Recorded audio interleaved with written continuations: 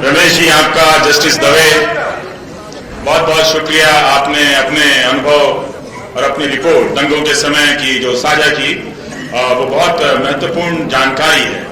उसी के संदर्भ में मैं छोटी सी बात ये कहना चाहता हूं कि जब राजनीति में पैसे का प्रवेश हो रहा था तो दो चार साधु लोग कह रहे थे कि राजनीति में पैसे की क्या जरूरत है, पर जो उस वक्त के व्यवहारिक लोग थे वो ये कह रहे थे कि सत्ता चाहिए और राजनीति हम सत्ता के लिए करते हैं, दांव बहुत ज्यादा होता है, इसलिए पैसा आने दीजिए, धन को आने दीजिए। राजनीति में धन आने लगा, कब काला धन बन गया पता ही नहीं चला। उसी तरह से जस्टिस दवे ने जिस धर्म की तरफ इशारा किया है, मैं उससे के बारे में यही कहना चाहता हूं कि राजनीति में धर्म को मत आने दीजिए। धीरे धीरे धर्म आते आते कब काला धर्म बन जाएगा आपको पता नहीं चलेगा। और जैसे ही धर्म की हैसियत राजनीति में बड़ी होगी, नागरिक के रूप में आपकी हैसियत छोटी हो जाएगी। आप अपनी नागरिकता संविधान के दिए हुए अधिकारों से हासिल कीजिए। अगर अपनी नागरिक शक्ति, अपने नागरिक होने का अधिकार अगर आप धर्म की शक्ति से हासिल करेंगे तो आप न धर्म के रहेंगे न संविधान के रहेंगे, नागरिक की जगह जानवर बन जाएंगे। बहुत बहुत शुक्रिया आप सभी का। व्यास जी ने एक किताब दी है, अब नहीं तो कब बोलोगे। अब आ गया हूं तो अभी बोलूंगा। वैसे भी मैं एक दिन में कई बार और हर बार 2-2 घंटे भाषण नहीं देता हूं, फिर भी आपने मुझे बुलाया है, इसलिए शुक्रिया। जमाना उन्हें भी सुन रहा है जो कम बोलना चाहते हैं, उन्हें भी सुन रहा है जिन्हें कम बुलाया जाता है।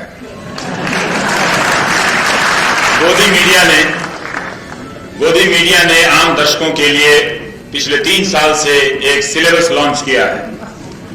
इसे मैं नेशनल सिलेबस कहता हूं। और 3 साल से ये नेशनल सिलेबस जो है अभी तक कंप्लीट नहीं हुआ, जबकि रोज शाम को एक ही थीम है उस सिलेबस का, लेकिन चैप्टर अलग अलग हैं। रोज शाम को खिचड़ी, बिरयानी, ताजमहल मंदिर, नेहरू बनाम पटेल, बोस बनाम नेहरू, 3 तलाक, अकबर, औरंगजेब, शाहजहां, अशोक, टीपू सुल्तान, पद्मावती, रानी पद्मावती, और मालूम नहीं कब दीपोत्सव, सबसे ऊंची मूर्ति, महापुरुष वगैरह तो आते जाते रहते हैं इस लिस्ट में, सिलेबस में। जब कुछ नहीं होता है तब ये लोग आ जाते हैं, चुनाव खत्म हो जाता है तो नेशनल सिलेबस का कोई दूसरा चैप्टर आ जाता है। ऐसा लगता है कि पूरा देश इतिहास की कक्षा में बैठा हुआ है और हम सब पहली बार इतिहास पढ़ रहे हैं। और जो न्यूज एंकर है वो हमारा इतिहासकार है और एक नेशनल लेवल पे लेक्चर चल रहा है। सबने, इसकी मूल भावना ये है कि सबने किसी न किसी महापुरुष के प्रति उपेक्षा का भाव पकड़ लिया है कि उनके साथ ये उपेक्षा हुई, अब हम इनकी अपेक्षा पूरी करेंगे। और इसके बहाने अपनी अपेक्षाएं ये लोग पूरी कर रहे हैं। जैसे आप शक करते हैं कि ये क्या चल रहा है, वैसे ही व्हाट्सएप के जरिए चाणक्य का जिक्र आ जाता है। जो राष्ट्र इतिहास नहीं जानता उसका कोई भूगोल नहीं होता। जैसे हम सब भूगोल में टॉप हो गए हैं, हिस्ट्री में बाकी हैं तो हिस्ट्री जान लें। तो चाणक्य हमारे आजकल प्रोफेसर के बेंचमार्क, उनके नाम से कुछ भी चल जाता है।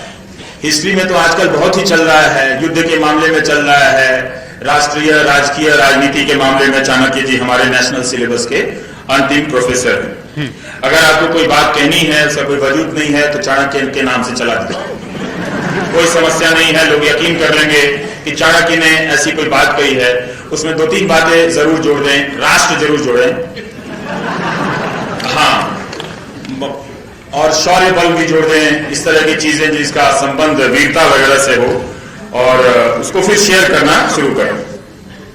सारी राजनीतिक बहस आप देखेंगे कि इस नेशनल सिलेबस के आसपास है।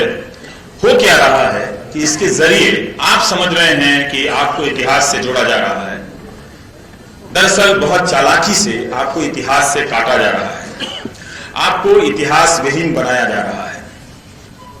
और आप समझ रहे हैं कि रोज हमें ये एक नया इतिहास लाकर जो गलत इतिहास हुआ था उसे अब सही करने की कोशिश की जा रही है। दरअसल उस इतिहास को गलत बताकर इतिहास लेखन कोई एक रेखा में नहीं चलती, एक बात पे खत्म नहीं होती, वो लगातार चलती रहती है। एक किताब के समानांतर 10 किताबें आती रहती हैं, एक शोध को दूसरे शोध खारिज करते रहते हैं। ऐसा कोई वामपंथी इतिहास नहीं होता जो एक मोटी रेखा में लिखा गया हो और एक पार्टी हेडक्वार्टर से निकाला गया हो इतिहास हो। लेकिन उसके बरक्स जो दक्षिणपंथी इतिहास होता है वो एक जगह से निकला हुआ आपको दिखता है। अगर आप लाइब्रेरी में चलकर इसे चाहते हैं कि साबित करना, मैं वो भी आपके साथ कर सकता हूँ।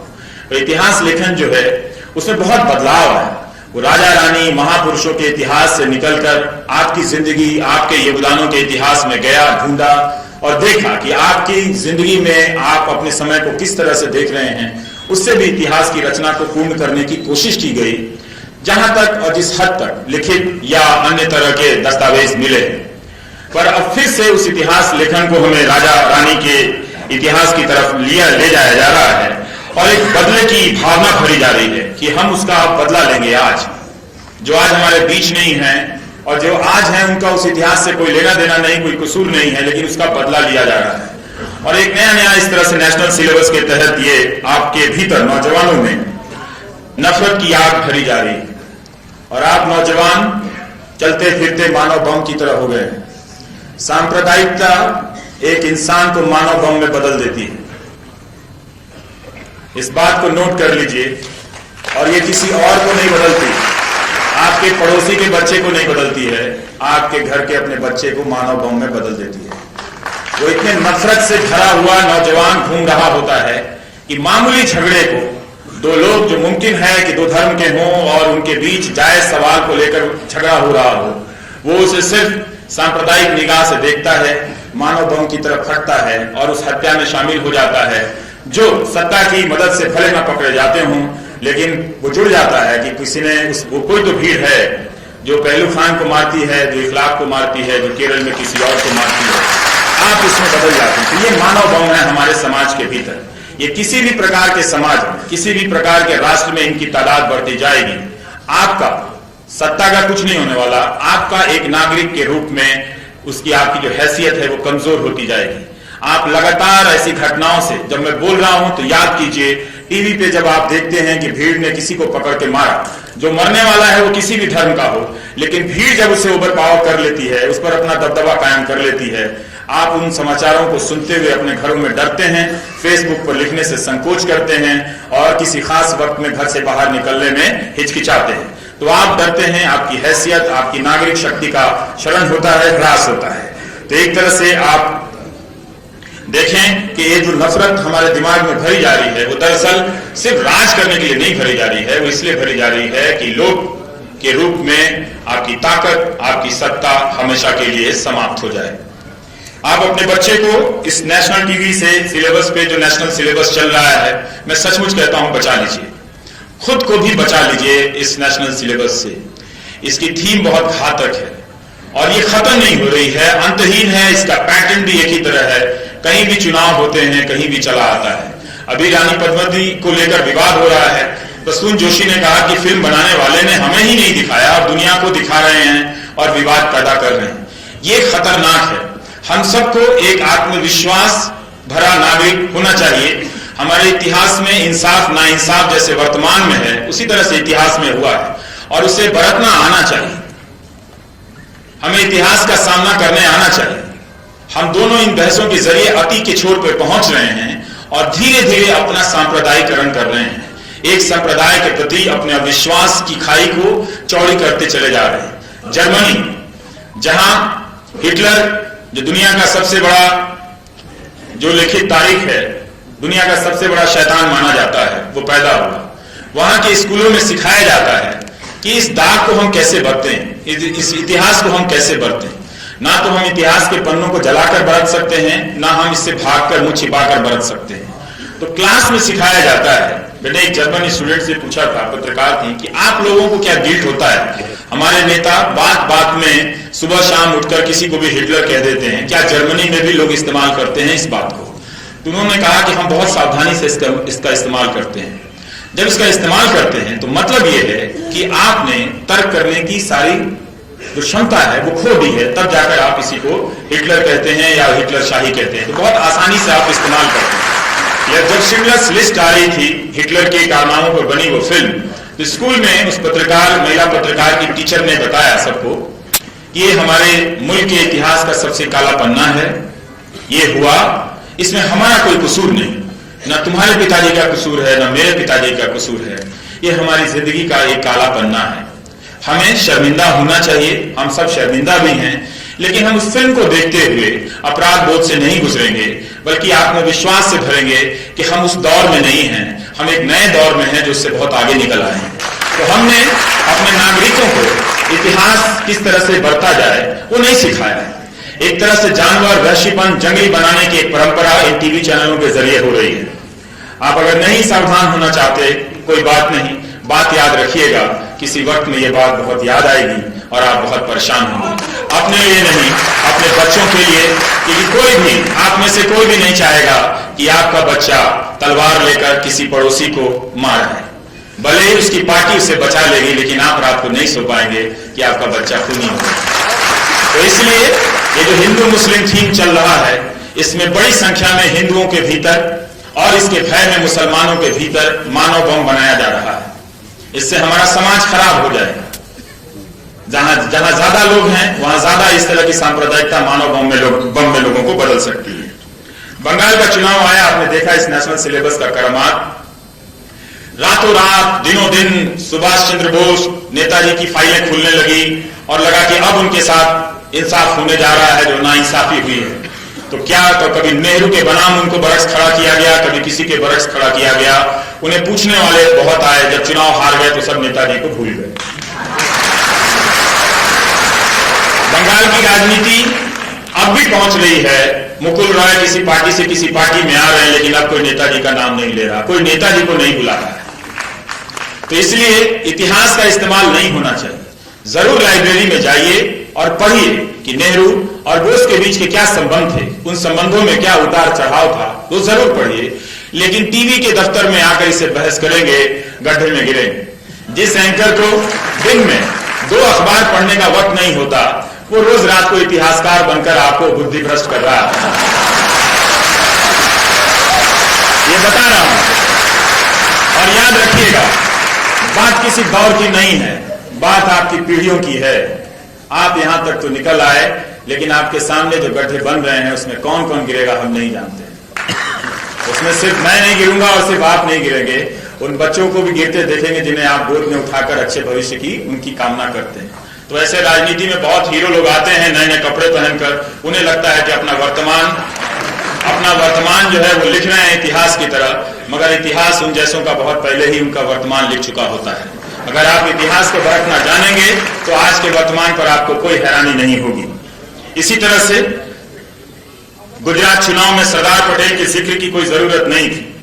उनका जिक्र लोकसभा के चुनाव में हो गया था, लेकिन मैं देख रहा था कि नाराज पटेलों को मनाने के लिए सरदार पटेल का जिक्र होने लगा। मेरी पटेल समाज से यही गुजारिश है कि सरदार बहुत बड़े नेता हैं। अगर आप नेहरू और सरदार के रिश्तों को पढ़ेंगे तो आपकी आंखें भर जाएंगी। ऐसे 2 दोस्त, 2 हमसफर जिंदगी में मिल जाएं तो आपकी जिंदगी धन्य हो जाए। आपकी जिंदगी में आप किसी के लिए नेहरू बन सके और कोई आपके लिए सरदार बन सके तो सोचिए आपने जिंदगी में बहुत कमाया है। लेकिन आपने जिसे पहले सरदार कहा उसे बोलने के लायक नहीं छोड़ा तो सोचिए आपने सब गंवा दिया है। सरदार के बाद राजनीति में एक और सरदार कहे गए, आजकल बोलते हुए नजर नहीं आते, उन्हें भी लौह पुरुष कहा गया। ये मत कीजिए। उन दोनों के बीच आदर और जो सम्मान था वो दोस्ती राजनीति के टेक्स्ट बुक में पढ़ाया जाना चाहिए कि कैसे नेहरू और पटेल एक दूसरे से असहमत होते हुए भी एक दूसरे का इतना सम्मान करते थे। ये पढ़ाया जाना चाहिए, ना कि ये बताया जाना चाहिए कि दोनों ने एक दूसरे की जिंदगी बर्बाद की, दोनों ने एक दूसरे की महत्वाकांक्षाओं पर पानी फेर दिया। नहीं नहीं, ऐसा नहीं था। वो असहमतियों के बीच सहमति का रास्ता बनाने के सबसे बड़े राष्ट्रीय उदाहरण अगर हिंदुस्तान की राजनीति में है तो सरदार पटेल और नेहरू का है। उस इतिहास को मिटाया जा रहा है। आप मिटा नहीं पाएंगे, क्योंकि जिसे आप मिटाने का प्रयास कर रहे हैं उसे कोई जी के गया है। जो जी के गया है वो कहां मिटता है। पोस्टर लगाने से इतिहास बदलता तो और बात थी। तो मैं सिर्फ पटेल लोगों से यही कहूंगा कि सरदार को सरदार रहने दीजिए, पटेलों का नेता बनाइएगा तो आप उन्हें सरदार से अलग कर देंगे, बाकी आपकी मर्जी। इतिहास पर इस दौर में जाति संगठनों और इन सब का आज के मेरे टॉपिक से मतलब है कि किस तरह से आपको ये सारी घटनाएं, ये दो दलों के बीच नहीं हो रही हैं, ये सारी घटनाएं आप पर काबू पाने के लिए हो रही हैं। जब आप वर्तमान और इतिहास को भी उनकी ही निगाह से देखने लगेंगे, आप नहीं रह जाएंगे। तो इसलिए आपको एक ऐसे लोक में बदला जा रहा है जिससे मामूली तंत्र की मदद से, आधार नंबर से आप पर नियंत्रण किया जा सकता है। तो इतिहास पर जाति संगठनों, धार्मिक संगठनों और राजनीतिक संगठनों का कब्जा धीरे धीरे होता जा रहा है। 2-4 पोस्टर फाड़कर इनके नेता इतिहासकार बन जाते हैं। इतिहास की किताब जलाकर आप इतिहास बन सकते हैं। लेखक के खिलाफ FIR कराकर भी आप इतिहास बन सकते हैं। दूसरे के मोहल्ले का रास्ता जाम कर इतिहासकार बन सकते हैं। और ये कमाल आप भारत में कर सकते हैं, बाकी जगहों पे नहीं। बाकी जगहों पर इतिहासकार बनने के लिए 5 से 10 साल एक विषय के एक हिस्से पर आपको रिसर्च करते हुए जिंदगी के बिताने पड़ते हैं, तब जाकर कोई कहता है कि आप हिस्टोरियन कहलाने के लायक हैं या नहीं। लेकिन आजकल चौक चौराहों पर जो भी पोस्टर फाड़ देता है वो हिस्टोरियन कहलाता है। तो अगर आप में ये भावना है कि आप इतिहास पढ़ते समय इस फलां लेखक के चेहरे पर, व्यास जी के चेहरे पर स्याही छिड़कने की इच्छा हो रही है, तो आपके अंदर आज का इतिहास कुल बुला रहा है। आप ऐसा कीजिए और टीवी स्टूडियो में पहुंच जाइए। ये इतिहासकार होने का स्वर्ण युग चल रहा है, बेस्ट टाइम। बिना पढ़े हिस्टोरियन होने का इससे अच्छा समय आपको नहीं मिलेगा।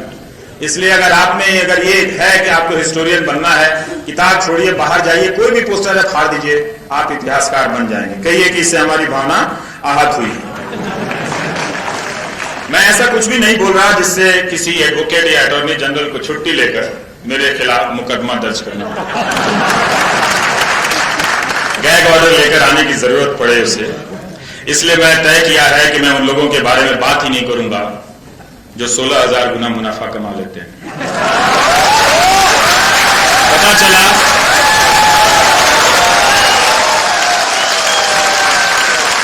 पता चला मेरा ही 16,000 गुना नुकसान हो गया। इसलिए अपना भाषण इस तरह से तैयार किया है कि ना उनकी मानहानि होगी ना मेरी धनहानि होगी। इसके बाद भी कोई मानहानि करना चाहे तो मेरी उनसे एक विनती है, आप जस्टिस लोग हैं यहां पर, मेरे खिलाफ 100 करोड़ की मानहानि प्लीज मत कीजिए। कीजिए लेकिन ₹1.25 की कीजिए। ₹1.25 के चढ़ावे से देवता हमारे प्रसन्न हो जाते हैं। मैं एक ऐसे भारत की कल्पना करता हूं जहां किसी की भी मानहानि ₹1.25 से अधिक की ना हो। अमीर और गरीब के बीच भले चाहे जितना फर्क हो जाए, 2 रोटी से लेकर 20 केक का फर्क हो जाए, लेकिन मानहानि का कोई फर्क ना रहे। सबकी मानहानि ₹1.25 की होगी। इससे वकीलों को भी बहुत आराम हो जाएगा, कानून मंत्री को भी कुछ और काम करने का मौका मिल जाएगा। इसलिए मैंने एक नारा लिखा है, एक मान एक हानि। एक मान एक हानि, एक राष्ट्र एक मान, ₹1.25 का सबका सम्मान।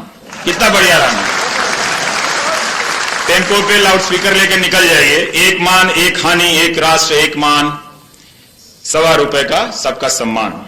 बहुत सामंती चीज है ये मानहानि का जो कानून है, बहुत सामंती कानून है। अपने आप में इसे देखेंगे आपको, ताकतवर अमीर लोग इसका इस्तेमाल करते हैं। गरीब को आप कभी नहीं देखेंगे कि जाकर कहते हुए कि मेरी मानहानि हो गई, आपने मुझे न्यूनतम समर्थन मूल्य नहीं दिया, आपने हमें आत्महत्या करने के लायक बना दिया ग्लानि से कि मैं कर्ज चुका नहीं पा रहा हूं और रस्सी पर लटक जा रहा हूं और मेरी संख्या 1 नहीं, 1,000 नहीं, 2 नहीं, 2 लाख है, 3 लाख है इस देश में 10 साल के दौरान, 15 साल के दौरान। और अभी पिछले 15 दिनों के भीतर आंध्र प्रदेश में 27 से ज्यादा किसानों ने आत्महत्या की। उनकी ग्लानि, कर्ज ना चुका पाने की ग्लानि, परिवार ना पाल पाने की ग्लानि आपके खिलाफ मानहानि तक नहीं ले गई।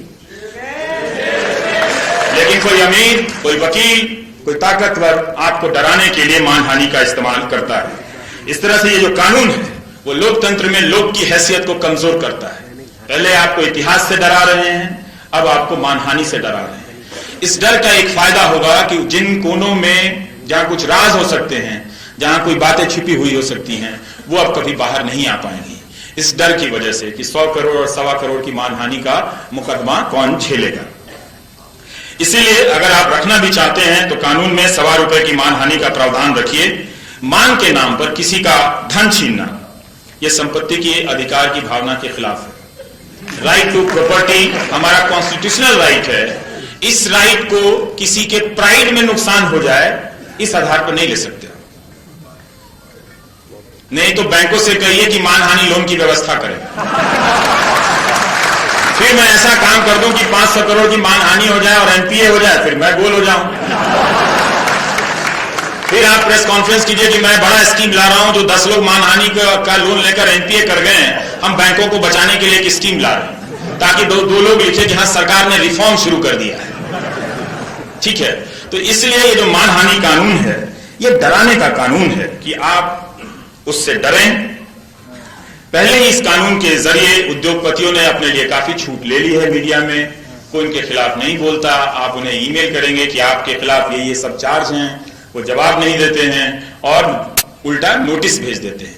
वही सुविधा अब राजनीतिक दल अपने लिए रखना चाहते हैं। जो सत्ता में है उनके मान सम्मान को इतनी ठेस पहुंच रही है कि बात बात में वो मानहानि का मुकदमा कर रहे हैं और खुद को वो लोकतंत्र का अगुवा भी बताते हैं। ये और कुछ नहीं, ये लोग को कमजोर करने का एक तरह से डिजाइन है, ताकि आप उसके हिसाब से ही आप करें और इसी हिसाब से मीडिया, उद्योगपति और राजनेता, इन तीनों के बीच एक बहुत ही कोजी रिलेशन बनता जा रहा है। आपके राजस्थान में कानून आते आते रह गए। यहां के सक्रिय नागरिकों और पत्रकारों को बधाई। अगर वो अब नहीं बोलते तो कभी नहीं बोल पाते। राजस्थान पत्रिका ने बहुत साहसिक कदम उठाया कि जो बोलना था वो उसी वक्त गुलाब कोठारी जी ने अपने संपादकीय में अपनी बात कह दी। और कल भी जो उन्होंने खाली स्पेस छोड़ी है वो भी बहुत महत्वपूर्ण है। वो आज की नहीं, वो आपातकाल के उस दौर की भी याद दिलाती है। वो क्यों खटका हमें कहीं भी उसकी आहट मिले तो क्यों सतर्क होना चाहिए। वो इसलिए कि वो दौर अच्छा नहीं था और इसलिए कि उस दौर को हम फिर नहीं दोहराने देंगे। वो दौर इस बार दोहराया गया या दोहराया जा रहा है तो आपके लोक होने की जो ताकत है, हैसियत है, वो इस बार मिट जाएगी। और यही नहीं, आप पूरे दुनिया के स्तर पर देखें तो किस तरह से मिटती चली जा रही है। सैकड़ों के सैकड़ों जर्नलिस्ट जेल भेजे जा रहे हैं। रूस हो, चाहे टर्की हो, चाहे अमेरिका हो, आप उस तरह से देखिए कि कैसे एक सूचना के संसार पे सत्ता अपना नियंत्रण कायम करते चली जा रही है। हमारे सामने जो राजस्थान का जो कानून था, ये अगर पास होता तो ना तो आप बोल पाते, लिख पाते, लिख नहीं पाएंगे तो जाहिर आप जी नहीं पाएंगे। और पहले आपको इतिहास के बोझ से डराया गया, फिर मानहानि से, और राजस्थान का कानून अगर पास होता तो मीडिया बंधुआ मजदूर बन जाता। वो वैसे ही गोदी मीडिया है, गोद में खेलता हंसता खेलता बच्चा है, लेकिन सत्ता बहुत क्रूर होती है। वो उस गोद में बैठे बच्चे की गर्दन भी दबा देना चाहते हैं। अब मुर्दाबाद मत कहिए किसी, जनता जिंदाबाद कहिए, बाकी सब ठीक हो जाएगा। तो आप देख रहे हैं कि कैसे लोग तंत्र पे, हमारा जो तंत्र है वो लोग पर हावी हो रहा है और आप लगातार कमजोर हो रहे हैं। और इस कमजोर में अवतार की श्रेणी में नेता को खड़ा किया जा रहा है, अपराधी की श्रेणी में जनता को खड़ा किया जा रहा है। आप अगर सवाल पूछते हैं तो आपको देशद्रोही कहा जाता है कि अवतार पुरुष से आपने सवाल पूछने की हिम्मत कैसे की। सोशल मीडिया पर आपका के खिलाफ अभियान चलाया जाता है, घेर कर नारेबाजी की जाती है। और इस प्रक्रिया में आप डरने लगते, डरते डरते आप अपने बच्चों को कहते हैं कि फेसबुक पर बहुत लिख रहे हो, कम लिखा करो। तो बहुत सारे लोग कहते हैं कि मैं सर लिख रहा था लेकिन मेरे माँ ने बहुत मना किया कि जमाना बहुत खराब है, तुम मत लिखा करो, तो अब मैं नहीं लिखूंगा। तो धीरे धीरे आप उस स्पेस को छोड़ते चले जाते हैं। आप उस जगह को जब जितना छोड़ते हैं, आप अपने आप को, अपनी जनता होने की हैसियत को कमजोर करते हैं।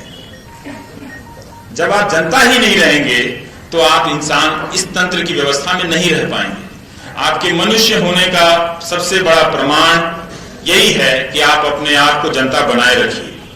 वो डरा रहे हैं लोकतंत्र में, इसलिए वो जनता का एक जनबोध होता है, वो होना बहुत जरूरी है। मतलब आप लोकतंत्र पर अपनी दावेदारी कीजिए, आप तंत्र से ऊपर हैं। और जब आपका जनबोध भयबोध का शिकार हो जाता है तब आप सेवक हो जाते हैं।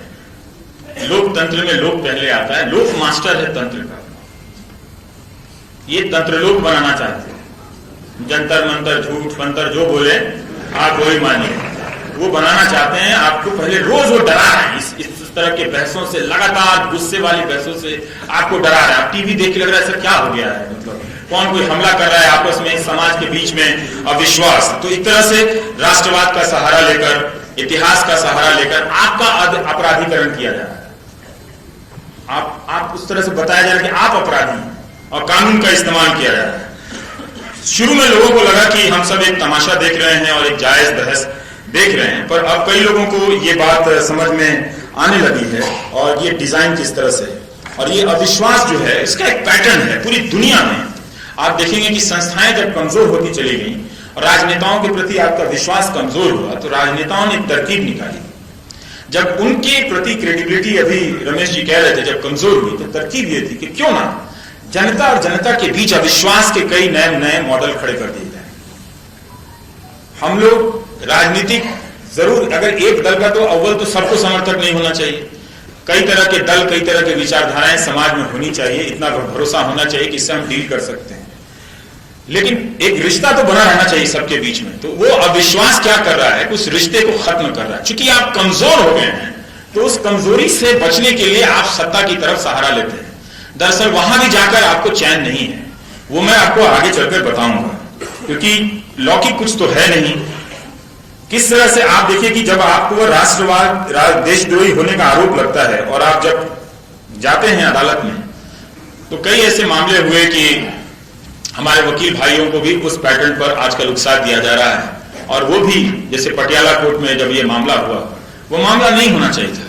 देखिए, हम अपने वकीलों के योगदान को नहीं जानते, उनका बड़ा महत्वपूर्ण योगदान है। वो एक ऐसे प्राणी है हमारे समाज में कि संविधान की किताब के साथ उठते हैं, बैठते हैं, सोते हैं, जागते हैं। वो सबसे निकटतम संरक्षक हैं संविधान के। उनका चाहे धंधा, उनके जीने की शैली उनसे जो करा है, लेकिन वो हमारे सबसे निकटतम, या कहिए कि प्रथम संरक्षक हैं, जहां अदालत में आपके संवैधानिक अधिकारों की व्याख्या करते हैं, उसकी रक्षा करते हैं। लेकिन इस राजनीति ने उन्हें इस्तेमाल कर लिया राष्ट्रवाद के चक्कर में, जो अपना उतना शानदार इतिहास भूल गए कि वो अंग्रेजों के सामने खड़े होकर अपना सब कुछ गंवाकर वकीलों ने हमें उस संवैधानिक अधिकार के प्रति ये हिम्मत दिलाई कि हिंदुस्तान का कोई वकील अदालत में भी उनसे लोहा ले सकता है।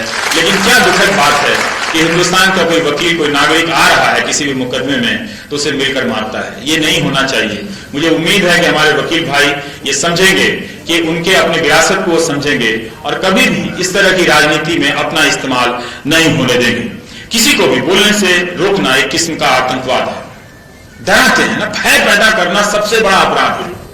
आतंकवाद क्या है? वो एक बम मारता है, 4 लोग मरते हैं, लेकिन पूरा देश में भय फैल जाता है, समाज में भय फैल जाता है। तो आप भय फैलाते, भय के जरिए किसी को बोलना बंद करते हैं, ये आतंकवाद, एक तानाशाही का एक नया तरीका है और आपके लोक होने की हैसियत को वो कम करता है। आप देखेंगे कि धीरे धीरे जनता ने क्या किया इन दिनों में, जो नया पैटर्न आ रहा है, वो पूरा एक नेता अपनी निष्ठा और अपने जनता होने के जनबोध को उसने एक नेता में विलय करा दिया, डिसॉल्व कर दिया अपना पूरा पावर। ये अच्छा नहीं हुआ। आप जरूर अपनी जिंदगी में 1, 2, 10, 50, मालूम नहीं है एक मतदाता के रूप में आपने कितनों को वोट किया होगा, लेकिन मतदाता जब अपना वजूद किसी नेता में विलय करा देता है, तब वो जनता नहीं रह जाता, तब वो मतदाता भी नहीं रह जाता, वो आंधी के पीछे उड़ने वाली धूल बन जाता है। जनता में जो शक्ति है, उस शक्ति को नहीं गंवाना है। हम सब, इसलिए मैं कहता था कि आप फिल्म स्टार के फैन बन जाइए, आप क्रिकेटर के फैन बन जाइए, राजनीति में किसी के फैन मत बनिए। ये जो राजनीति की जो संस्कृति बिगाड़ी जा रही है, आपको मजा आ रहा होगा, आपकी हैसियत खत्म की जा रही है। और इस हैसियत खत्म होने का नुकसान जनता जो पहले से ही भुगतते आ रही है। आगे आपको उदाहरण दूंगा कि जब आप शक्तिविहीन होते हैं तो क्या होता है। आप कंफ्यूज होते हैं कि किस हद तक विरोध करें कि हम विरोधी ना लगे। ये पैटर्न बन गया, किसी से बात कीजिए, नहीं मैं विरोधी नहीं हूं, अरे भाई है तो क्या हो गया। आप क्रोधी नहीं हैं ये कहिए, आप विरोधी नहीं, इसमें शर्म की क्या बात है। कहीं लिखा है शास्त्रों में कि विरोधी होना मना है?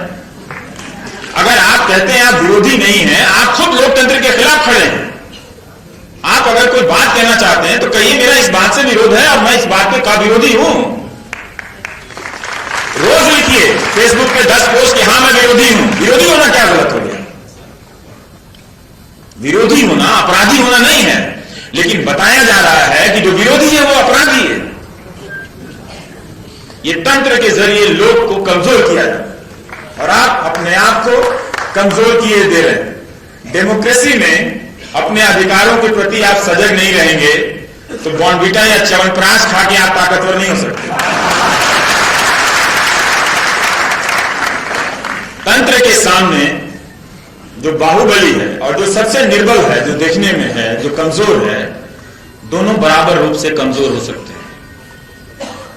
आप पहलवान है तो थोड़ी भिड़ जाएंगे तंत्र से। टैंक लगा देगा तो टैंक थोड़ी उठा लेंगे, आप नहीं उठा सकते ना। तो इसलिए तो आप ये बहाना मत बनाइए। और यही हो रहा है कि हम विरोध छोड़ के अनुरोध करने लग रहे हैं। तो अनुरोध और विरोध में बड़ा अंतर है।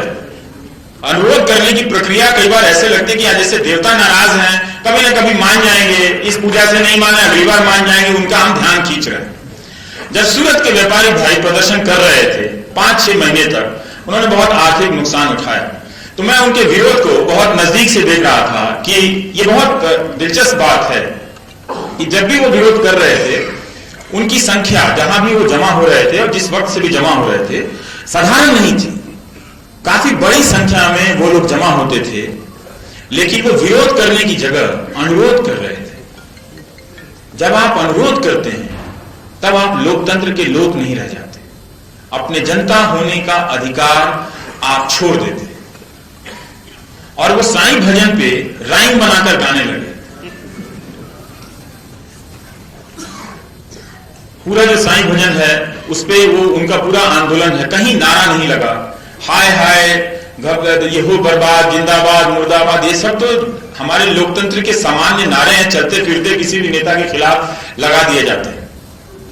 मगर वो वहां पर वो सब कुछ अनुपस्थित था, संख्या थी। जब जनता जनता नहीं रह जाती तो सिर्फ एक संख्या रह जाती है। इसलिए उनके आंदोलन का कोई असर नहीं, कोई असर नहीं। ये उनके आंदोलन की हार को वो सोचते रहे कि हमारे आंदोलन को वित्त मंत्री ने नहीं सुना, हमारी मांग को। दरअसल उनके जनता होने की हार थी। तो बहुत जरूरी है कि आप अपने जनता होने के अधिकार को हासिल कीजिए, जो आप रोज धीरे धीरे छोड़ते जा रहे हैं। विरोधी ना कहने के तरह तरह से सवालों में आप अगर मगर इतना जोड़ दिया जाता है कि वो सवाल छोड़ के बाकी सब लगता है।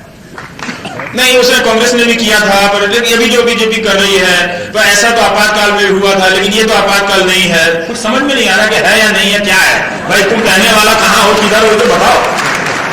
तो ये जो अगर मगर इधर डगर लगा के जो सवाल पूछे जा रहे हैं, समझ में नहीं आ रहा। हर कोई इस तनाव में है, ढूंढ रहा है।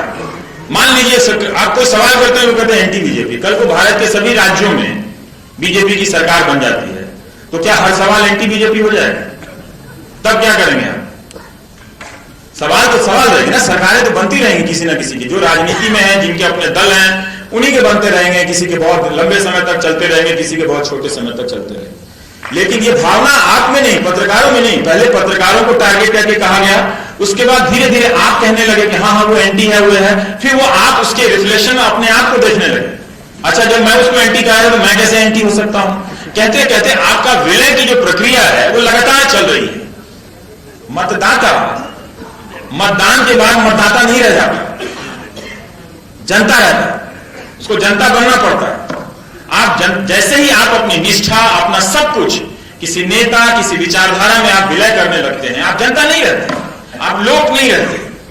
तो तंत्र जो है ये खेल तंत्र का है, जिसके इशारे पर आप नाच रहे होते हैं। तो धीरे धीरे वो आप पर हावी होता जाता है। इसीलिए आप देखेंगे कि कई ऐसे प्रदर्शन जो हाल फिलहाल में हुए हैं और जो पहले भी होते रहे हैं, उनका अगर आप हमारे देश में, हम दुनिया का इतना बड़ा लोकतंत्र कहते हैं, कोई डेमोक्रेसी इंडेक्स नहीं है। अव्वल तो जो भी प्रदर्शन करे उसको सरकार को सब्सिडी देनी चाहिए, क्योंकि प्रदर्शन कर आप लोकतंत्र पर एहसान करते हैं।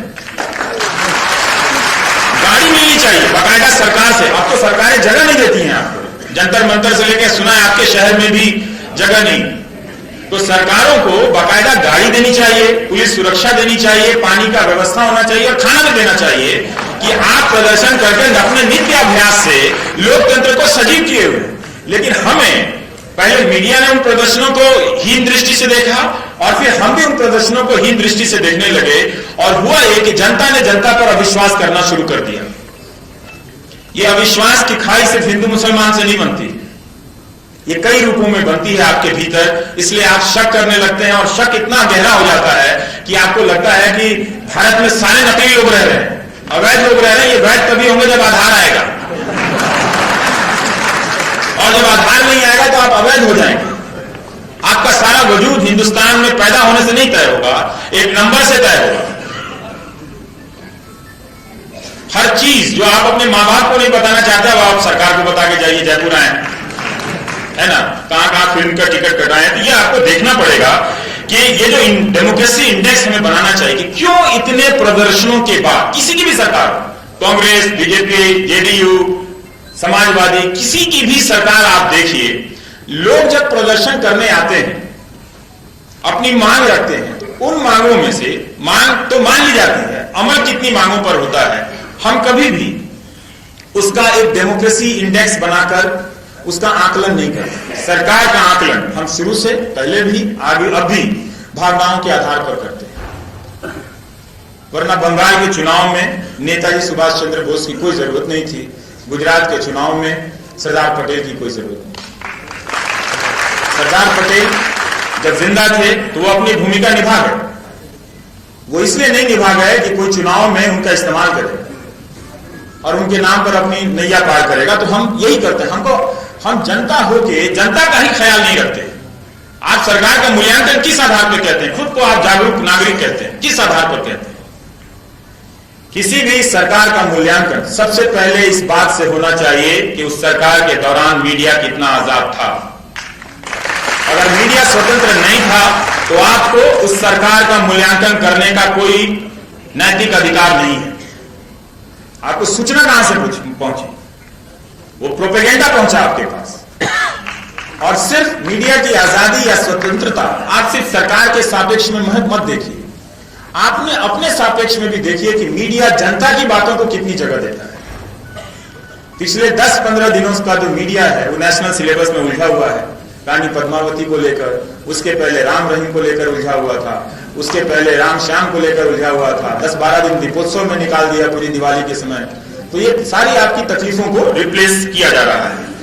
दिल्ली में एक महिला ने फोन किया कि वो काफी बेचैन हैं और वो चाहती थी कि मैं प्रदूषण पे कुछ उनको लेकर चर्चा करूं। वो नई सक्रिय हुई थी, मैं उनका हौसला नहीं तोड़ना चाहता था, पर मैं बता रहा था कि जो सवाल आप उठा रहे हैं पिछले 4 सालों से हम कर रहे हैं। पर ठीक है, कोई नागरिक जिस वक्त जागे, जिस वक्त सक्रिय हो, उसका स्वागत करना चाहिए। हो सकता है कि मैं जो आज बात कह रहा हूं उसका कल मुझे बोध नहीं था, आज हालात ने मुझे और गंभीर तरीके से सोचने के लिए मजबूर किया, तो मैं ये बात सोच रहा हूं।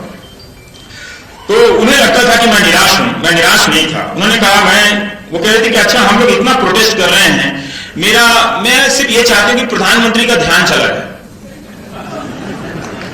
मैंने कहा मैडम आप जो है अवेयरनेस नहीं, आप अनुरोध कर रही हैं, अनुनय विनय कर रही हैं। आप जनता होकर प्रधानमंत्री के पास जाइए, भक्त होकर मत जाइए। उसके लिए करोड़ों देवी देवताओं की पर्याप्त व्यवस्था हिंदू धर्म में की गई। कोई निकटतम ना भी मिले तो किसी पेड़ को ही पूज लीजिए, आपका काम हो जाएगा। इतना उदार धर्म आपको कहीं नहीं मिलेगा। हालांकि भीतर उसकी जाति व्यवस्था की बात अलग है, वो भी कर दूंगा अभी। तो हुआ ये कि मैंने उनको एक पत्र लिखा जो मैं आपको पढ़ना चाहता हूं। वो ये सोच रही थी कि मैं निराश हो गया हूं इस तरह से करते हुए, और वो उन्हें एक यकीन था कि 10-5 टीवी चैनल अगर उनके प्रयासों को दिखा दें स्कूल के बच्चों, हालांकि खूब कवरेज हो रहा था, ऐसा नहीं। तो मैं कह रहा था कि आप जो कह रही हैं वो तो लगातार कवरेज होता चला जाए। मेरा समय ज्यादा लंबा हो तो बता दीजिए, क्योंकि आप ज्यादा संख्या में आए हैं तो मैं सोच रहा हूं 2 घंटा मैं भी बोल ही लूं, कपड़ा बाद में बदल लूंगा। तो मैं तरह का मैं सोचा, नहीं तो मैं 10-12 बंडी ले आता पर छूट गया, कोई बात नहीं। तो मैं ये कह रहा था कि तो मैंने उनको पत्र लिखा कि आप गलत समझ रही हैं, ये असर इसलिए नहीं हो रहा है आपके आंदोलन का क्योंकि आप जनता नहीं है। तो मैं एक पत्र लिखा, मैं पढ़ रहा हूं। आप ना कम कर रही हैं, उनका प्रयास अच्छा था।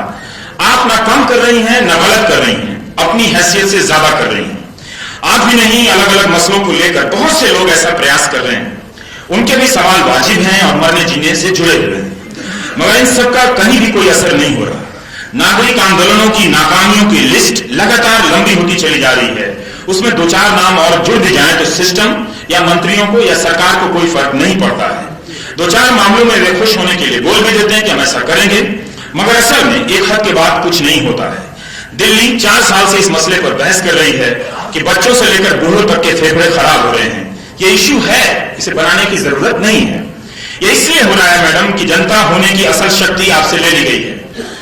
फैन बनकर या अंध समर्थक बनकर आपने या किसी ने भी मतदान के बाद अपनी निष्ठा किसी नेता में समाहित की है, वो अब जनता नहीं है। जब आप जनता की पहचान छोड़कर नेता का मुखौटा पहन लेती हैं, गाल पर टैटू बना लेती हैं, उसमें अपना विलय कर देती हैं, आप उसकी प्रतिछाया बन जाती हैं, रिफ्लेक्शन बन जाती हैं, तब आपका पीपल होने का पावर चला जाता है। इसलिए आपको या किसी को भी समझ नहीं आ रहा कि आप जो बोल रही हैं उसका असर क्यों नहीं हो रहा है। 4 साल 5 साल से लगातार उसके बादल बर्दाश्त के लायक नहीं है, हवा खराब हो चुकी है दिल्ली की, तब भी असर नहीं हो रहा है। आपके भीतर विचारधारा या उस नेता की छाया मौजूद है। आप जब तक खुद को उस प्रतिछाया से अलग नहीं करेंगी, आप जनता नहीं बनेंगी। इसलिए आपको या किसी को समझ नहीं आ रहा कि यह असर क्यों नहीं हो रहा है। किसान गोली खा लेते हैं, फांसी पर लटक जाते हैं, क्या आपको इससे फर्क पड़ता है? हर दिन हर राज्य में किसान बर्बाद हो रहे हैं, क्या आपको कभी फर्क पड़ा? कॉलेज के कॉलेज शिक्षकों से खाली हैं, क्या आपको फर्क पड़ा? जब हम जनता होकर जनता का साथ नहीं देते हैं, उसकी तकलीफ से हमें फर्क नहीं पड़ता, तो हमारे बोलने का असर कैसे होगा? जिस तरह आप किसी और के वक्त चुप थी, उसी तरह कोई और आपके वक्त चुप है। इसलिए कहता हूं, आवाज उठाने का प्रयास कीजिए। कोई दूसरा बोले तो उसके लिए बोलिए और उसके बोलने के अधिकार का प्रोटेक्शन कीजिए। वो जनता बनता है आवाज उठाने से, और जब भी कोई जनता बने उसका हौसला बढ़ाइए। भले असहमति हो उसके प्रयास से, मगर इस हद तक साथ दीजिए कि उसे बोलने दिया जाए, उसे सुनने दिया जाए। नहीं सुनना भी एक तरह से नहीं बोलने देना है। इसीलिए आज हम सब की लड़ाई अकेले की लड़ाई हो गई है। आप किसी भी लड़ाई को एक सीमा से ज्यादा बड़ा नहीं कर सकती हैं। जनता ही जनता के साथ धोखा कर रही है। सत्ता तो अपनी प्रकृति में धोखेबाज है ही। हम सब जनता ना होकर सत्ता का काम आसान कर रहे हैं। नया हो रहा है ये कि सत्ता आपको किसी को भी हिंदू मुस्लिम के फ्रेम में बांध रही है। पहलू खान, इखलाक या जुनैद जब मारे जा रहे थे, तब मुसलमान नहीं मारे जा रहे थे, तब जनता मारी जा रही थी। जब केरल में आरएसएस के वर्कर मारे जा रहे हैं और बदले में सीपीएम के वर्कर मारे जा रहे हैं, और सीपीएम के वर्कर मारे जाते हैं तो आरएसएस के वर्कर मारे जाते हैं, तब कोई हिंदू या कम्युनिस्ट नहीं मरता, जनता मरती है। इसलिए बोलिए, जनता का साथ दीजिए। राजनीति का कोई भी अतिरूप अंत में जनता को ही कमजोर करता है, उसका लोकपन जनबोध छीन लेता है। इसलिए आपकी कोशिश तो ईमानदार है मैम, मगर असरदार नहीं है। हुआ वही, दिल्ली की मीडिया ने जल्दी ही छोड़कर रानी पद्मावती का मसला उठा लिया। उसने अपने फेफड़ों की भी चिंता नहीं, उसे अपनी सेहत की भी चिंता नहीं। तो सोचिए वो आपकी कितनी चिंता करता है।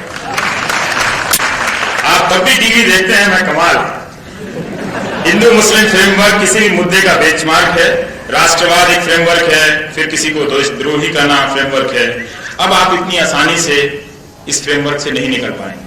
ये इतना गहरे बैठ गया है, इतना गहरा गया है आपके अंदर कि इससे निकलने के लिए आपको बहुत मेहनत करनी पड़ेगी। हम सोचते हैं कि लोकतंत्र में नागरिक होना कोई फ्री फंड का खेल है। दरअसल ये आईआईटी के इम्तिहान से भी मुश्किल प्रयास है, परिश्रम है। इतनी आसानी से ना तो आप नागरिक होते हैं, ना ही फोकट में आप जनता होते हैं। आप सोचिए कि आपके नौजवानों को इस तरह से एक बौद्धिक गुलामी दी जा रही है और अगले 20-25 साल के लिए वो एक तंत्र का पुर्जा बनते जा रहे हैं, लोग नहीं रहेंगे। आपको क्यों डर लगता है? इस देश में इसलिए भी डर लगता है कि सबको, किसी को भी झूठे मुकदमों में फंसाना बहुत आसान है। जब आप सरकार के खिलाफ बोलते हैं तो आपके दिमाग में ये बात आती है कि सरकार झूठे मुकदमे में फंसा देगी और जेल में बंद कर देगी। और जैसे ही आपको ये बात आती है, फिर आपको अपने आप को चेक करना चाहिए कि आपने सरकार चुना है या अपने लिए डर चुना है। ये आपको सोचना चाहिए। और इसका भी इस डेमोक्रेसी के इंडेक्स में बनना चाहिए। तीसरा पॉइंट कि कोई किसी भी सरकार के कार्यकाल में कितने झूठे मुकदमे हुए, कितने लोगों को फंसाया गया, पुलिस का इस्तेमाल किया गया और फिर अदालतों का इस्तेमाल किया गया। पुलिस और हो रहा है यही कि राज्य दर राज्य चुनी हुई सरकारें आप जनता को निहत्था कर रही हैं, आपके ऊपर नियंत्रण बढ़ा रही हैं, डराने के लिए जनता के एक हिस्से का इस्तेमाल किया जा रहा है जिसका नाम है भीड़। ये भीड़ आज पुलिस से भी ताकतवर हो गई है। पुलिस भी अब इस भीड़ के अनुसार चल रही है। कभी वो एंटी रोमियो के पीछे चलने लगती है, कभी वो किसी और के पीछे चलने लगती है। तो एक तरह से आप पुलिस का भी अब आप भरोसा नहीं कर सकते। पुलिस वालों को भी अपने आप पे भरोसा नहीं है कि उन्हें क्या करना है।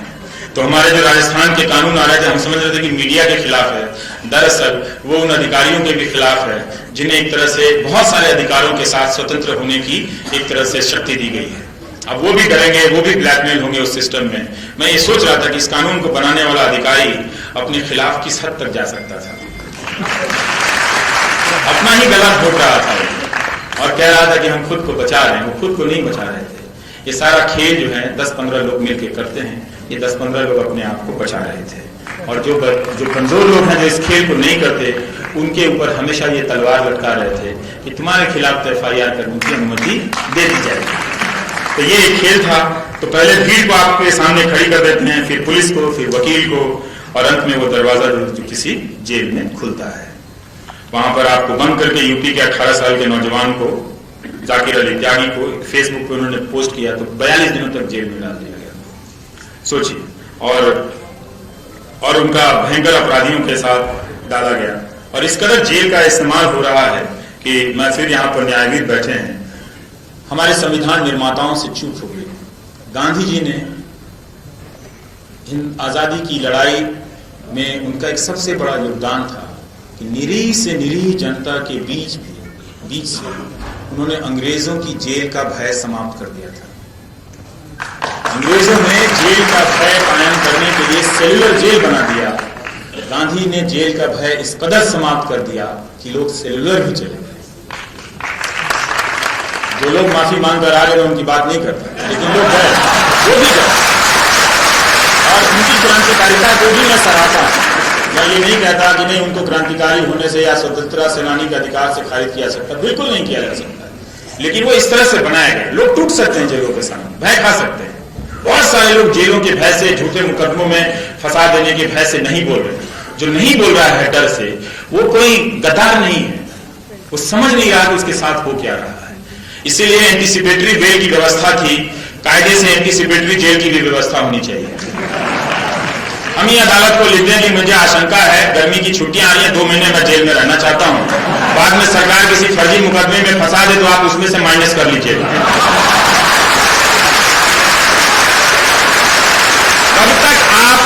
तब तक आप जेल के भय से नहीं बोले। तो इसलिए आप यही बोलिए कि हम फला तारीख को यूं ही जेल जाना चाहते हैं हम लोग, और सब के सब जेल चलिए। अपना लंच बॉक्स पैक कीजिए, 2-4 सूखा पराठा ले लीजिए, 2-3 दिनों तक चलेगा। 2-3 दिन जेल में रह के आइए सब कोई, ताकि समाज के भीतर से झूठे मुकदमों और जेल का भय खत्म हो जाए। और ये एक सरकार की देन नहीं है। इसे कब तक हम बर्दाश्त करेंगे? लोगों का करियर, जीवन, राजनीतिक जीवन सब बर्बाद कर दिया जाता है। ये एक हथियार बन गया है। किसी की भी सरकार आती है, झूठे मुकदमे में फंसाओ और जेल जाने का डर दिखाओ। तो जरूरी है कि हम इस जेल जाने का डर से, अगर हम सच्चे गांधी के सेवक अपने आप को कहते हैं, एंटीसिपेटरी जेल की मांग करके, अग्रिम जेल, अग्रिम जमानत नहीं, अग्रिम जेल की मांग करके, और जैसे ₹1.25 की मानहानि की तरह अपने आप को हम मुक्त कर लें। और मैं आपको कुछ केस स्टडी पढ़ना चाहता हूं। थोड़ा बोरिंग लगेगा, लेकिन आप पढ़िए, सुनिए, ताकि आपको पता चले कि कैसे आपको कमजोर किया जाता है तंत्र के जरिए। 2012 में बंगाल में एक प्रोफेसर को गिरफ्तार कर लिया गया क्योंकि उन्होंने ममता बनर्जी के खिलाफ एक कार्टून पोस्ट किया। उसी साल नवंबर 2012 में शाहीन और रेणु नाम की 2 लड़कियों को गिरफ्तार किया गया क्योंकि उन्होंने बाल ठाकरे के निधन पर मुंबई को बंद करने के पर ही सवाल कर दिया था। अक्टूबर 2012 में पुदुचेरी में एक व्यापारी रवि श्रीनिवासन को इसलिए गिरफ्तार किया गया कि उन्होंने पी चिदम्बरम के बेटे के खिलाफ आपत्तिजनक कोई टिप्पणी कर दी।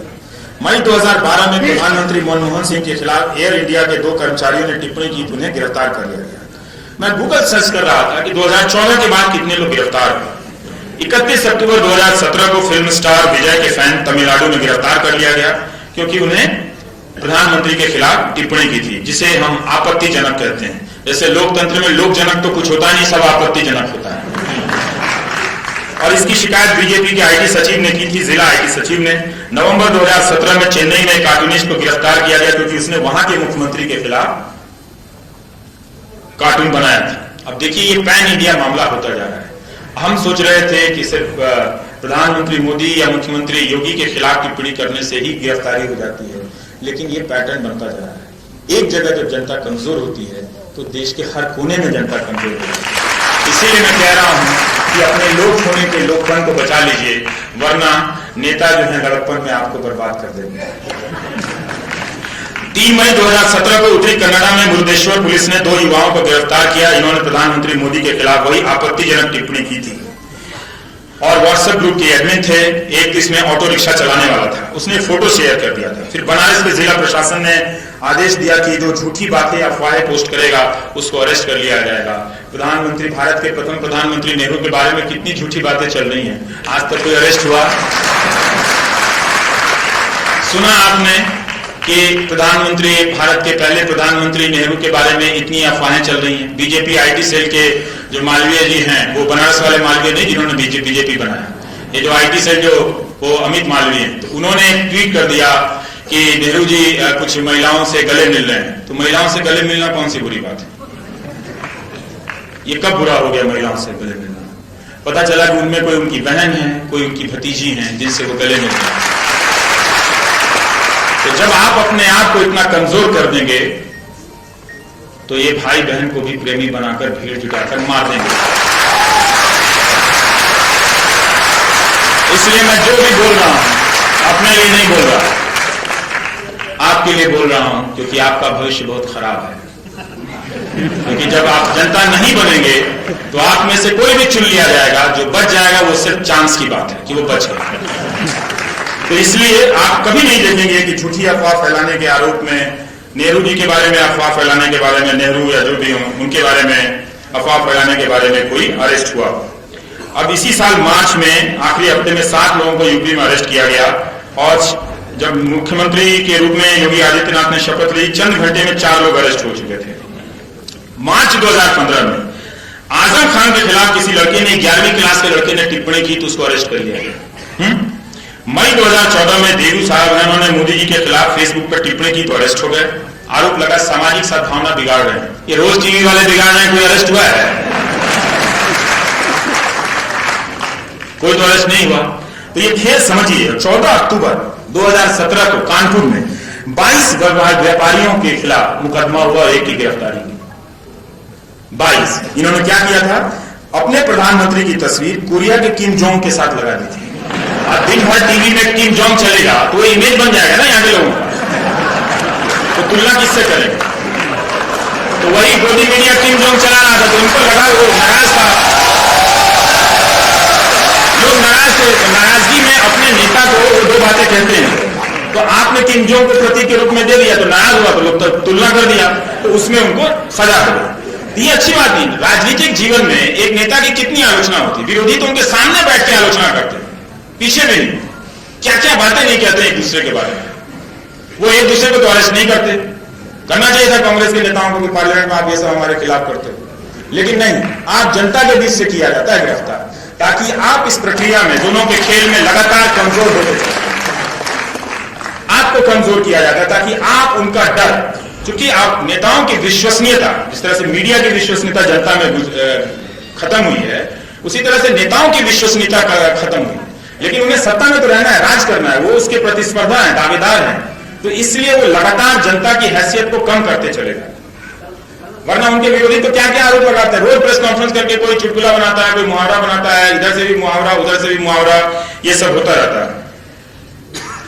तो ये है कि जो गिना मैंने, तो 2014 से लेकर अब तक कोई 42 से अधिक लोग प्रधानमंत्री या बीजेपी के किसी भी मंत्री के खिलाफ, मुख्यमंत्री या कोई भी नेता, आपत्तिजनक टिप्पणी करने के आरोप में गिरफ्तार हुए या मुकदमे का शिकार हुए। इनमें जरूर अल्पसंख्यक समाज के लोग ज्यादा हैं, पर बहुसंख्यक भी, सिख भी हैं, हर तरह के लोग अरेस्ट हुए। जनता है इसमें, आपको ये बात समझनी होगी इसलिए मैं कहता हूं कि जनता को जनता बनना पड़ेगा। अब मैं एक बात बता रहा हूं कि जनता जनता क्यों नहीं है। क्या सिर्फ इस प्रक्रिया को, आपके लोकतांत्रिक होने की प्रक्रिया को बहुत साहस की जरूरत होती है। ऐसे नहीं आप फ्री फंड में लोकतांत्रिक हो जाते हैं, वो रोज प्रैक्टिस करना पड़ता है लोकतांत्रिक होने के लिए। एक दिन आप नेट प्रैक्टिस नहीं करेंगे, आपका लोकतांत्रिक होने का प्रयास जो है वो छूट जाएगा।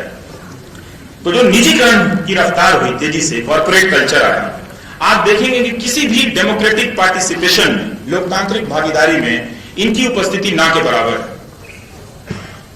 कोई भी अपनी कंपनियों से निकल कर नहीं आता है। जो भी एक बार कॉर्पोरेट में गया वो डेमोक्रेसी के सेटअप से बाहर हो जाता है। इसीलिए वो एक ऐसी व्यवस्था को जीने लगता है जिस व्यवस्था में लोकतंत्र के प्रति उसके भीतर कदर कम हो जाती है। तो वो ट्वीट करते करते ड्रीम करने लगता है कि इंडिया को सिर्फ मिलिट्री रूल ही सेव कर सकता है। इस तरह के फालतू फालतू विकार सपने आने लगते हैं उसे, विकार ही एक तरह से। तो उनका निजीकरण को हमने पेश किया कि ये लोकतंत्र की कई बीमारियों के इलाज हैं, मगर इसने लोकतंत्र की भावना को कमजोर किया है। इसने प्रोत्साहित नहीं किया कि आप ठीक है कंपनी हैं, आप डेमोक्रेसी में पार्टिसिपेट कीजिए। ये इसलिए नहीं किया कि ये अपने नेताओं के साथ मिलकर एक कार्टेल बनाता है और दोनों मिलकर जनता के खिलाफ हो जाते हैं। ये इनके हित में है कि एक तरफ से सिस्टम जनता को कमजोर करे, कुछ जनता को ये अपने यहां रखकर उसे डेमोक्रेसी से दूर करें, और फिर ये सब मिलके जो चाहे जहां चाहे जमीन ले लें, जहां चाहे पहाड़ ढा दें। हालत ये कर दें कि आपके शहर में ही लोग गड्ढा खून के हफ्तों खड़े रहे, किसान की हमारी जमीन का दाम मिल जाए, मगर मिला नहीं। आप अपने आसपास ही देख लें, कहीं दूर जाकर इंडोनेशिया में देखने की जरूरत नहीं है। तो आपके जनता होने की हैसियत लगातार कम होती जा रही है। जितना ज्यादा निजीकरण बढ़ रहा है उतना ज्यादा डेमोक्रेटिक स्पेस कम होता जा रहा है, उतना ही ज्यादा। आप ना सरकार के खिलाफ बोल सकते हैं, ना कंपनी के खिलाफ बोल सकते हैं, ना किसी अब धर्मगुरु के खिलाफ बोल सकते हैं। तो क्या बोले, मुंह आ करें, आए बाएं करें, क्या बोले? जब किसी के खिलाफ बोले नहीं सकते तो क्या करें भाई? कोई बोलने का कोई दिवस तय कर दो। इतनी जयंतियां मन रही हैं, एक बोलना जयंती हो जाए। यहाँ हिंदुस्तान में बोलती जयंती मनाई जा रही है। इस जयंती के उपलक्ष्य में सबने सब एक दूसरे के खिलाफ बोला है। कल से कोई नहीं बोलेगा। बोलने के लिए जगह जगह से लोग जमा हो रहे हैं, दूर दूर से आ रहे हैं बसों में भर के कि वहां चल के बोलेंगे। आप यही तय कर दो, एक दिन तो बोले कम से कम। तो ये आप बोलने के स्पेस से आप पीछे मत हटिए। आपको डराया जा रहा है लगातार। कंपनियों की दिलचस्पी लोकतंत्र में कभी भी नहीं है। और आप देख रहे हैं कि अभी तो चुनाव की वजह से लोकसभा का सत्र जो है वो शीतकालीन सत्र का की घोषणा नहीं हुई है, इस पर बहस हो रही है। लेकिन आप कभी नहीं देख पाए जब लगातार हर राज्य में पिछले 30 सालों में विधानसभा के सत्रों की संख्या कम होती जाती है। विधायक और विधानसभा के सत्रों की अहमियत सरकार चलाने में, लोकतांत्रिक होने में वो गिरती चली गई। तो आपने लोकतंत्र के अभ्यास का जो एक मंच है, जहां पे कोई विधायक बनकर नेता बनता था, आज आप विधायक बनते हैं, मंत्री नहीं बने तो उनको कोई नहीं जानता। हार के या जीत के अपना जीतते रहते, अपना हारते रहते हैं, क्या क्या करते हैं मालूम नहीं। तो हमने उन संस्थाओं की तरफ देखना बंद कर दिया था। देखना पड़ेगा आपको, खुद मजबूर करके, फोर्स करके अपने आप को ले जाना पड़ेगा। देखना पड़ेगा कि क्या बात है कि फला मुख्यमंत्री, फला सरकार में विधानसभा का सत्र नहीं बुलाया जाता और सत्र बुलाकर औपचारिकताएं पूरी की जाती हैं। क्या आपको विधानसभा में यकीन नहीं रहा? क्या आपको संसद में यकीन नहीं रहा? मैं नहीं मानता हूं। अगर यकीन नहीं होता तो आप में से 70% या 80% लोग वोट देने नहीं जाते, मगर जा रहे हैं, लौट के आ रहे हैं, तो अपना सब कुछ आप विलय उस नेता में कर दे रहे हैं। भरोसा करना अच्छी बात है, लेकिन भरोसे की बुनियाद तथ्यों पर आधारित होनी चाहिए, भावनाओं पर नहीं। इसलिए अपने आप को ज्यादा सूचित कीजिए, इन्फॉर्म कीजिए, वरना आईटी सेल के जो गुंडे हैं वो आपको खा जाएंगे। शायद हाँ, उनका कार्टेल है, खा ही जाते हैं आजकल। इसलिए लोग को एक खतरा है। चलते चलते एक बात कहना चाहता हूं। अमेरिका से एक सर्वे आया है 2464 लोगों का।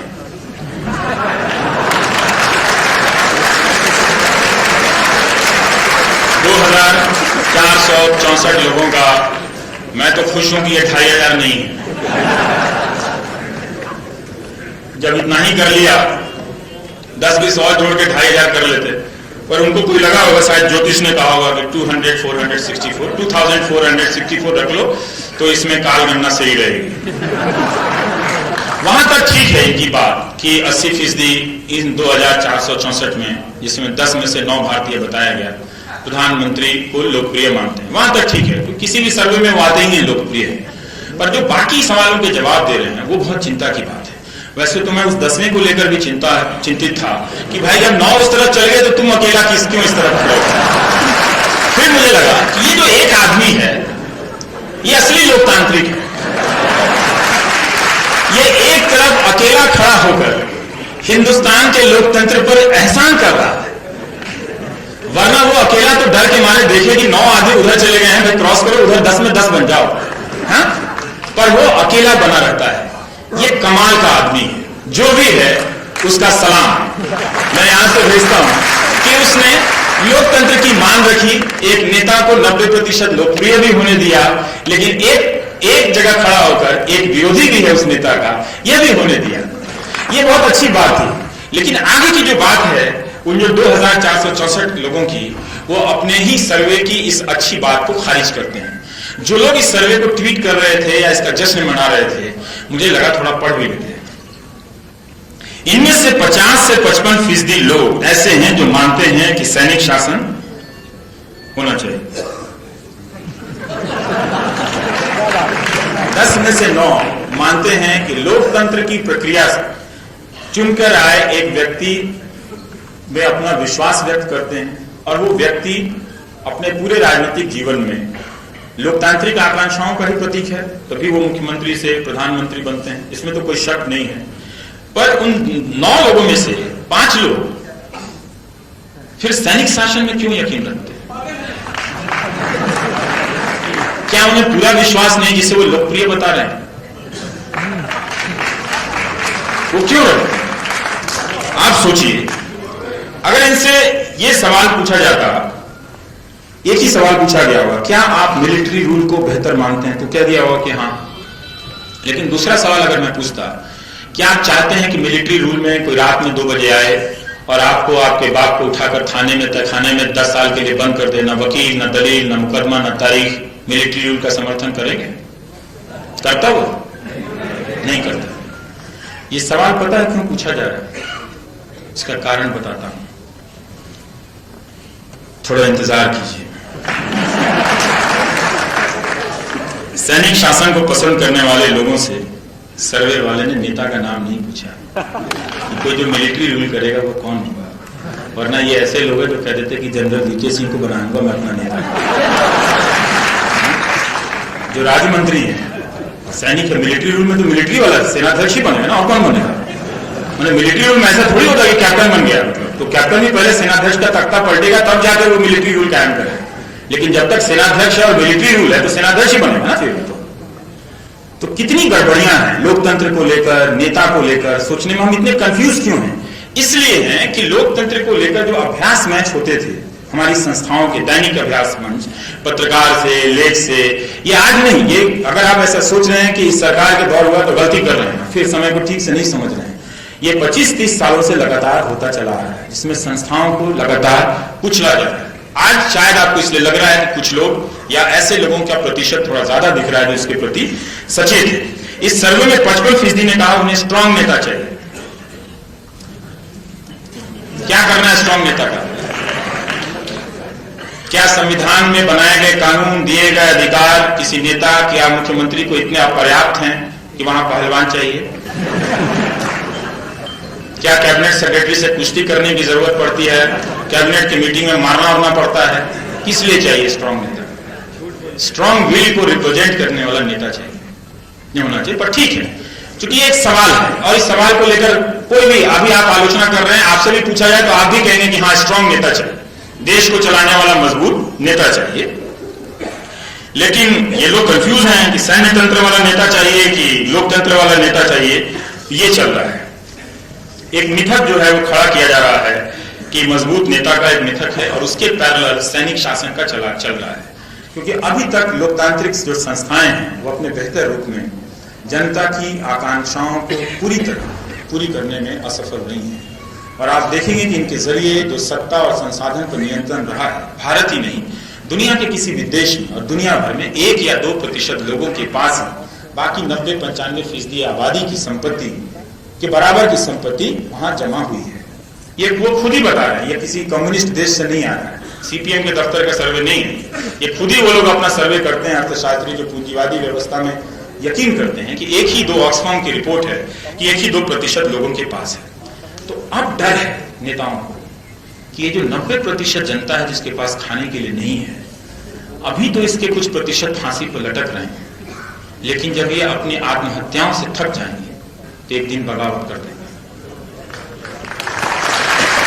मरने की भी एक सीमा होती है, मारने की भी एक सीमा होती है, वरना मारने वाले तो इस देश दुनिया के इतिहास में कितने हुए, पलट के देखिए, फिर भी इंसान खत्म नहीं, वही खत्म हो गए, वही खत्म होकर चले गए। तो उन्हें ये डर है, तो उस डर में आज जो भी पावर पर बैठता है ये डर उसको सताता है। आप में से भी कोई इस पावर पर बैठेगा तो आपको भी ये डर सताएगा। उनका डर वाजिब है, क्योंकि उनके पास ना तो कोई ऐसा फॉर्मूला बचा है प्रोपेगेंडा और इवेंट के अलावा, ये आखिरी फॉर्मूला है नेताओं के पास। तो ये वो ड्रामा कर रहे हैं कि इसी बहाने सैनिक शासन को प्रतिष्ठित कर रहे हैं इन सवालों के जरिए, क्योंकि वो सबसे आसान तरीका है लोक आकांक्षाओं को कुचलने का। जब आप लोग जनता के रूप में जनता नहीं रहेंगे तो एक मामूली सा बंदूकधारी आपके दरवाजे पे खड़ा हो जाएगा, आप कम से कम 10-20 साल तो बोलना छोड़ ही देंगे, आपकी जुबान खत्म हो जाएगी, भाषा खत्म हो जाएगी। इसीलिए मैं कह रहा हूं कि ये फॉर्मूला मजबूत बनाया जा रहा है, जबकि ये दोनों ही फॉर्मूला, स्ट्रॉन्ग लीडर का और मिलिट्री लीडर का फॉर्मूला इतिहास का पिटा हुआ फॉर्मूला है। ये आप हिस्ट्री नहीं भी पढ़ेंगे तो ही समझ में आ जाएगा, हिस्ट्री पढ़ लेंगे तो और ठीक से समझ में आ जाएगा, और पोस्टर भी फाड़ देंगे तो भी समझ में आ जाएगा कि ये क्या फॉर्मूला है। तो हम क्या कहेंगे, Gandhi, Mandela, Lincoln, Martin Luther king, Vinoba Bhave, इन सबको क्या कहेंगे आप?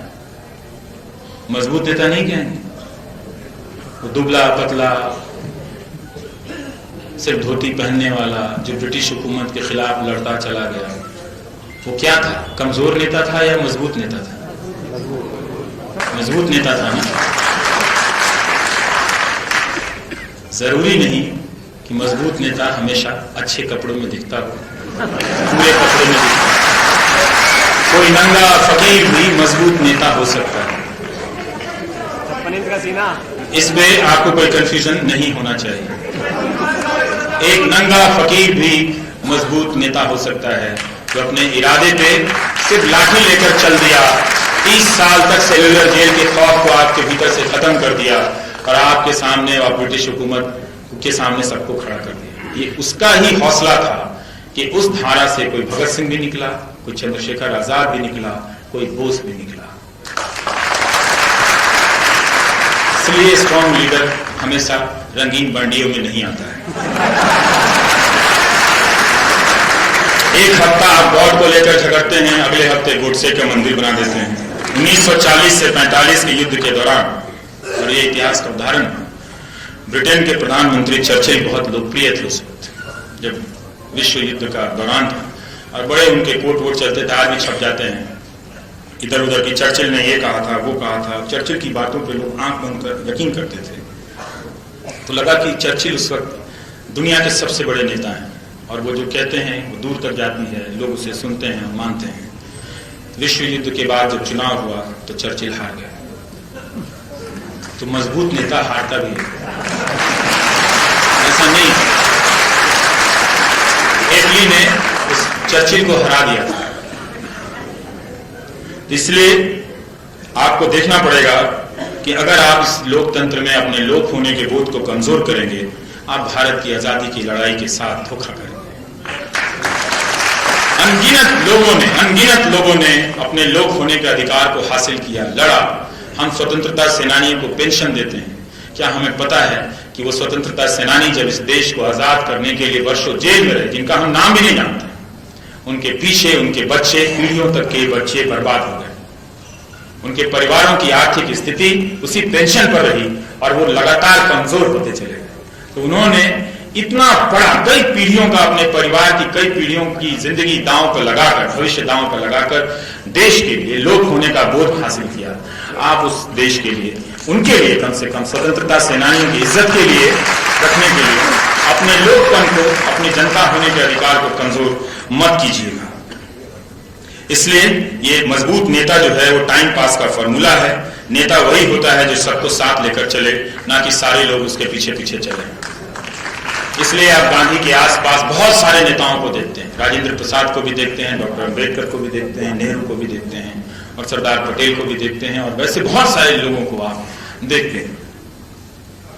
उसी से लोकतंत्र में लोक हावी रहता है, वरना एक नेता हावी होगा तो सिर्फ तंत्र ही तंत्र रह जाएगा, झूठ का मंत्र रह जाएगा। इसलिए आप लोक का निर्माण कीजिए, फिर से जनता होने का अधिकार हासिल कीजिए। मुझे इजाजत दीजिए। नमस्कार। आपने बहुत प्यार दिया, बहुत अच्छे से सुना।